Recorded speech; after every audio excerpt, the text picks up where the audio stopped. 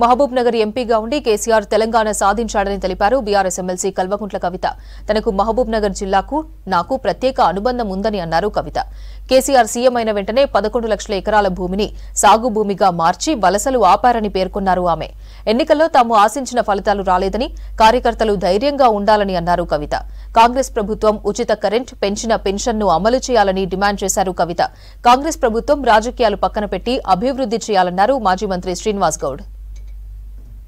సగం కళ పూర్తి చేసుకున్నాం, మనం పెండింగ్ ప్రాజెక్టులు పూర్తి చేసుకున్నాం. పాలమూరు రంగారెడ్డి అనేటటువంటి ప్రాజెక్టు కృష్ణా జలాలను పర్మనెంట్గా పాలమూరుకి మళ్ళిచ్చేటటువంటి ప్రాజెక్టు. ఆ ప్రాజెక్టు కూడా 90% మన గవర్నమెంట్లోనే కేసీఆర్ గారి ఆధ్వర్యంలో మనం పూర్తి చేసుకున్నాం. ఏనుగెళ్ళింది తోక ఇక్కింది అంటారు, గట్లుంది ఇప్పుడు దాని పరిస్థితి. 90% పని ఆల్రెడీ అయిపోయింది, ఇంకా 10% పని మిగిలింది.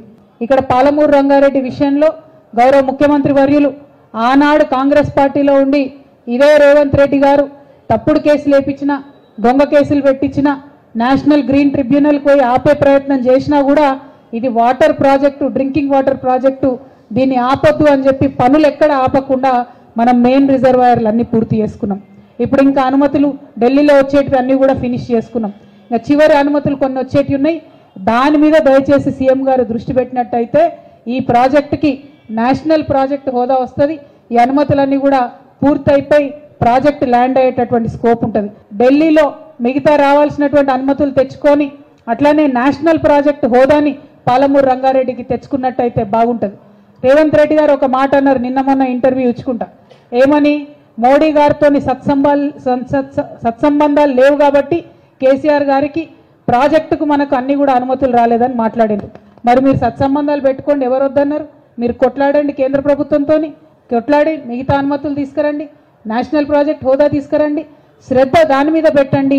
రైతులకు బెనిఫిట్ అయ్యేలాగా, పాలమూరు ప్రజలకు బెనిఫిట్ అయ్యేలాగా శ్రద్ధ దాని మీద పెట్టాలని చెప్పి నేను ఇవాళ ఇప్పుడున్నటువంటి ప్రభుత్వాన్ని, ఇప్పుడున్నటువంటి ముఖ్యమంత్రి గారిని మేము డిమాండ్ చేస్తూ ఉన్నాం. డిసెంబర్ 3 తర్వాత పెళ్లి అయితే అర్ధతోలం బంగారం వస్తుందండి.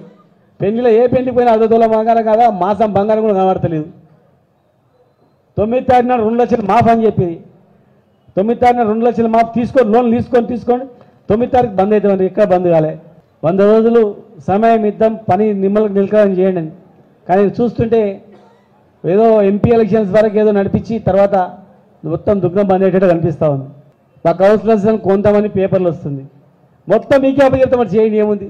టోటల్గా మొత్తం గుండుకు తప్పేపండి మేము అప్పచెప్తాం. కొనడం ఎందుకు, సంతలాగా ఉన్నట్లు కొనడం ఎందుకు, చేయడం ఎందుకు?